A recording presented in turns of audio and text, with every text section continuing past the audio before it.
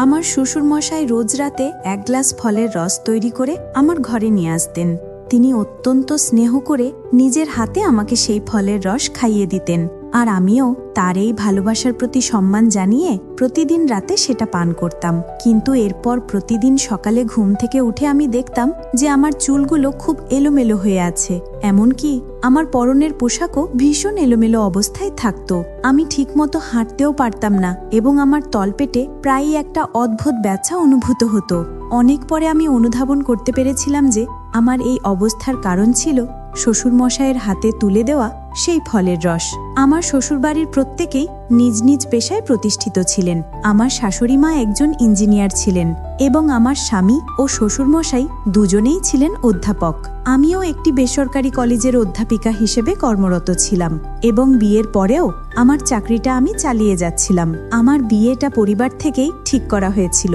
আমার বাবা মা একটি ভালো পরিবার দেখে অর্জুনের সঙ্গে আমার বিয়ে দিয়েছিলেন। আমার স্বামীর নাম অর্জুন। সে তার বাড়ির একমাত্র সন্তান ছিল। যেহেতু তারা সবাই নিজ নিজ কর্মক্ষেত্রে প্রতিষ্ঠিত, অত্যন্ত শিক্ষিত এবং ধনী ছিল, তাই আমার বাবা আমার ভবিষ্যতের কথা ভেবে সেই পরিবারটিকেই বেছে নিয়েছিলেন। বিয়ের পর যখন আমি শ্বশুরবাড়ি আসি, প্রথম দিকে সবকিছুই স্বাভাবিক ছিল। আমার শ্বশুরমশাই আমাকে ভীষণ স্নেহ করতেন, এমনকি ভালোবেসে তিনি আমাকে মা জননী বলেও ডাকতেন, যদিও আমার আসল নাম রিয়া। আমাকে শ্বশুরবাড়িতে বিশেষ কোনো কাজ করতে হতো না। বাড়ির সমস্ত কাজকর্ম পুরনো কাজের মানুষ লক্ষ্মীদি একাই সামলাতেন। আমার স্বামী তাকে দিদি বলে ডাকত, তাই আমিও প্রথম থেকে তাকে লক্ষ্মীদি বলেই ডাকতাম। আমি সকালে তৈরি হয়ে নাস্তা সেরে কলেজের জন্য বেরিয়ে পড়তাম। আমার স্বামী আর শ্বশুরমশাইও একই সময়ে বেরিয়ে যেতেন। ওদিকে আমার শাশুড়ির যখন কোনো সভা থাকতো, তখন তিনিও বাড়ি থেকে বেরিয়ে যেতেন।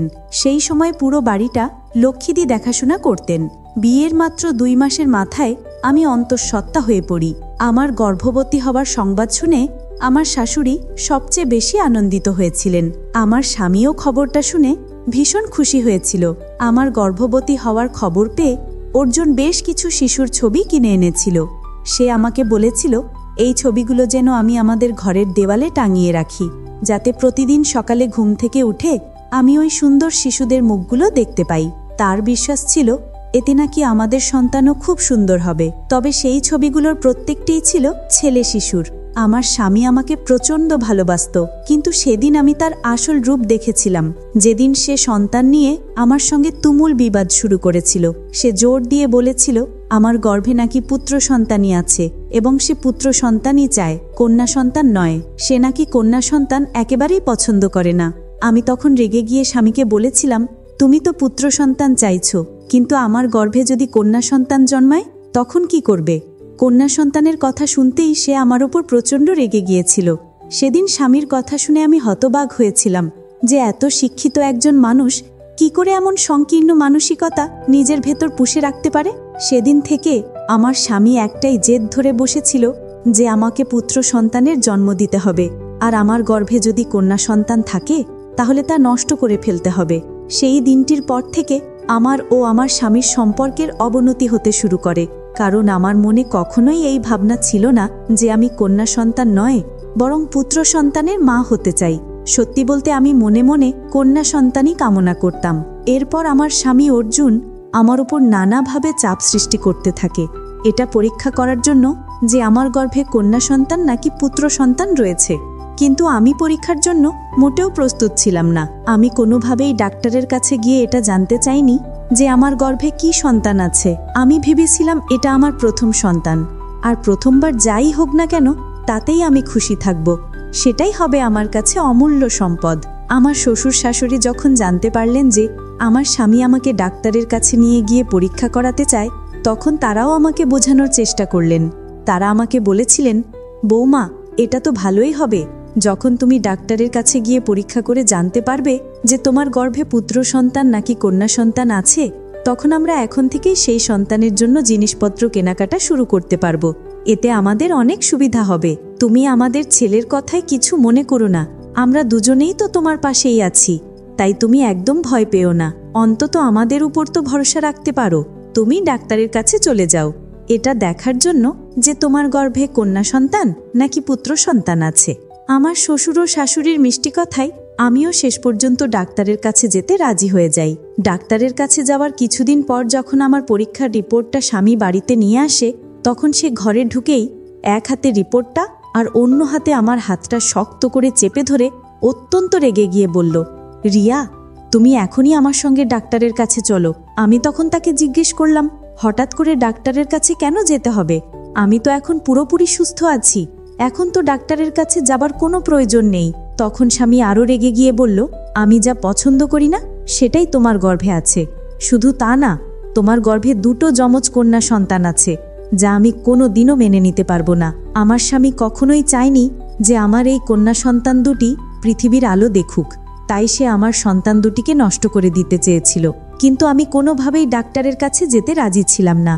সেদিন আমার স্বামী যখন আমাকে ডাক্তারের কাছে নিয়ে যাওয়ার জন্য হাত ধরে টানাটানি শুরু করেছিল, তখন আমি চিৎকার করতে শুরু করি। আমি যেহেতু দোতলার ঘরে থাকতাম, আমার চিৎকার শুনে আমার শ্বশুর ও শাশুড়ি ওপরে এসে আমার প্রতি তার ছেলের সেই দুর্ব্যবহার নিজের চোখে দেখতে পান। আমার শ্বশুর মশাই তখন তার ছেলেকে প্রচণ্ড রেগে ধমক দিয়ে বলেছিলেন, খবরদার, আজকের পর থেকে আমার বৌমার সঙ্গে তুই আর কখনো এই ধরনের আচরণ করবি না, নয়তো অর্জুন, আমি তোকে এই বাড়ি থেকে বের করে দেব। এমনকি আমার শাশুড়ি মাও তার ছেলেকে আঙুল দেখিয়ে বলেছিলেন, অর্জুন, আমার বৌমা এখন গর্ভবতী, এটা তুই খুব ভালো করেই জানিস। এই অবস্থায় ওর সঙ্গে এতটা খারাপ ব্যবহার করার সাহস তোর কি করে হলো? আমি নিজে একজন সমাজসেবী, তাই আমার বাড়িতে আমার বৌমার সঙ্গে কোনো অন্যায় আমি হতে দেব না। আজকের পর থেকে যদি তুই রিয়ার সঙ্গে কোনো খারাপ ব্যবহার করিস, তাহলে তোকে আমি এই বাড়ি থেকে বের করে দিতে বাধ্য হব। স্বামীর আমার প্রতি এতটা নির্দয় আচরণ দেখে আমি যখন কষ্ট পেয়ে কাঁদছিলাম, তখন আমার শ্বশুরমশাই আমাকে জড়িয়ে ধরে আমার মাথায় হাত বুলিয়ে বলেছিলেন, মা জননী, তুমি একদম কেঁদো না, আমরা তো তোমার পাশেই আছি।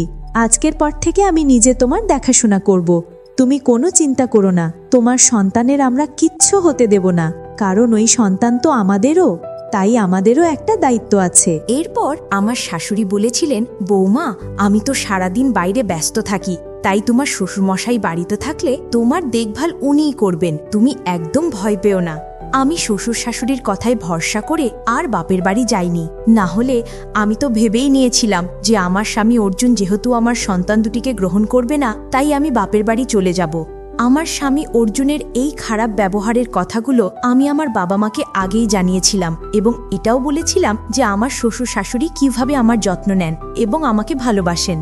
আমার বাবা মাও আমার শ্বশুর শাশুড়ির উপর ভরসা করেই আমাকে সেখানে রেখেছিলেন, না হলে তারাও আমাকে নিজেদের সঙ্গে বাড়ি নিয়ে যেতেন। সেদিনের পর থেকে প্রতিদিন রাত্রে আমার শ্বশুরমশাই অনেক স্নেহ নিয়ে আমার ঘরে ফলের রস নিয়ে আসতেন, আর আমি সেই রস বেশ তৃপ্তি করেই খেতাম। কিন্তু আমি জানতাম না সেটা কিসের রস, কারণ শ্বশুরমশাই নিজের হাতে আমাকে খাইয়ে দিতেন। শুধু তাই নয়, তিনি বলেছিলেন, রিয়া, তোমাকে নিচে নামার কোনো দরকার নেই, বাড়ির সব কাজ বাড়ির মানুষেরা করে নেবে, তুমি শুধু ওপরে থেকে নিজের আর তোমার সন্তানের খেয়াল রাখো। শ্বশুরমশাইয়ের কথা শুনে আমিও ওপরের ঘরেই থাকতাম, যা প্রয়োজন হতো লক্ষ্মীদেরকে ডেকে বলতাম। ওদিকে আমার স্বামী তো সেই দিনের পর থেকে আমার ঘরে থাকা তো দূরের কথা, আমার সঙ্গে কথাই বলা বন্ধ করে দিয়েছিল। সে আমার মুখ দেখবে না বলে নিচের তলার একটা ঘরে থাকতে শুরু করেছিল, আর আমার শ্বশুরমশাই সকালের নাস্তা থেকে শুরু করে রাতের খাবার সবকিছুই নিজের হাতে আমার জন্য নিয়ে আসতেন এবং আমাকে অনেক যত্ন করে খাইয়ে দিতেন। এভাবে প্রায় 1 সপ্তাহ চলার পর কেন জানি না রাতের বেলা শ্বশুরের হাত থেকে সেই ফলের রস খাওয়ার পরদিন সকালে আমার শরীরটা খুব খারাপ লাগতো। এভাবে প্রায় 10 দিন কেটে যাবার পর আমি আমার শাশুড়িকে বিষয়টা জানাই। আমি তাকে বলি যে শ্বশুরমশাই আমাকে রাতে যে রসটা দেন সেটা খাওয়ার পরেই হয়তো আমার শরীর খারাপ করে। আমার শ্বশুরমশাই আমাকে এতটা ভালোবেসে রসটা খাওয়াতেন যে আমি তাকে না বলতে পারতাম না। শাশুড়িমা তখন আমাকে বলেছিলেন, বৌমা, এই কিছুদিন আমি সবার কাজে খুব ব্যস্ত ছিলাম, এবার থেকে তোমার খাওয়া দাবার দায়িত্ব আমার, তুমি একদম চিন্তা করো না, দরকার হলে আমি তোমাকে ডাক্তারের কাছে নিয়ে যাব। পরের দিন সকালে যখন আমি নিজের ঘরে বসেছিলাম, তখন নিচ থেকে হঠাৎ আমার শ্বশুর ও শাশুড়ির চিৎকারের শব্দ শুনতে পাই। তাঁরা দুজনে একটি পেঁপে নিয়ে তুমুল ঝগড়া করছিলেন। আমি কিছুই বুঝতে পারছিলাম না যে হঠাৎ করে তাদের মধ্যে কেন এত ঝামেলা শুরু হলো। কিছুক্ষণ পর আমার শাশুড়ি দ্রুত পায়ে ওপরে আমার ঘরে এসে দরজাটা বন্ধ করে দিলেন এবং আমার হাত ধরে বিছানায় বসিয়ে বললেন, রিয়া, তুমি এক্ষুনি তোমার বাবা মাকে ফোন করে এখানে আসতে বলো, আমাকে এখান থেকে নিয়ে যাওয়ার জন্য। আমি তখন খুব ভয় পেয়ে আমার শাশুড়ি মায়ের হাত ধরে বললাম, মা, আমার ভীষণ ভয় করছে, আপনার আর বাবার মধ্যে কি নিয়ে ঝামেলা হয়েছে, আমাকে খুলে বলুন। আমার শাশুড়িমা তখন আমাকে যা বলেছিলেন তা শুনে আমার পায়ের নিচের মাটি যেন সরে গেল। আমি তার কথা শুনে ভয় হতবিম্ব হয়ে দ্রুত আমার বাবা মাকে ফোন করে আমার শ্বশুরবাড়িতে আসতে বলি, আমাকে সেখান থেকে নিয়ে যাওয়ার জন্য। আমার শাশুড়িমা বলেছিলেন, রিয়া, তোমার শ্বশুরমশাই প্রত্যেক রাতে তোমাকে পাকা পেঁপের শরবত খাওয়াতেন, ওই জন্যই তোমার শরীর খারাপ করত। আর পাকা পেঁপের শরবত তোমাকে কেন খাওয়ানো হতো সেটা তুমি নিশ্চয়ই বুঝতে পারছো। শাশুড়ির কথা শুনে আপনারাও হয়তো চমকে উঠেছেন। হ্যাঁ, আমার শ্বশুর প্রত্যেক রাতে আমাকে পাকা পেঁপের শরবত করে খাওয়াতেন, যা আমি জানতেও পারিনি। শুধু তাই নয়, সকাল থেকে রাত পর্যন্ত প্রত্যেকটি খাবারের সঙ্গে তিনি পেঁপের কিছুটা অংশ মিশিয়ে দিতেন। আমার শ্বশুরমশাই কেন আমাকে পেঁপের শরবত খাওয়াতেন তা হয়তো আপনারা এতক্ষণে বুঝতে পেরেছেন। আসলে আমার শ্বশুরমশাই তার ছেলের সঙ্গে হাত মিলিয়েছিলেন, যা আমি বা আমার শাশুড়িমাও ঘূর্ণাক্ষরে টের পাইনি।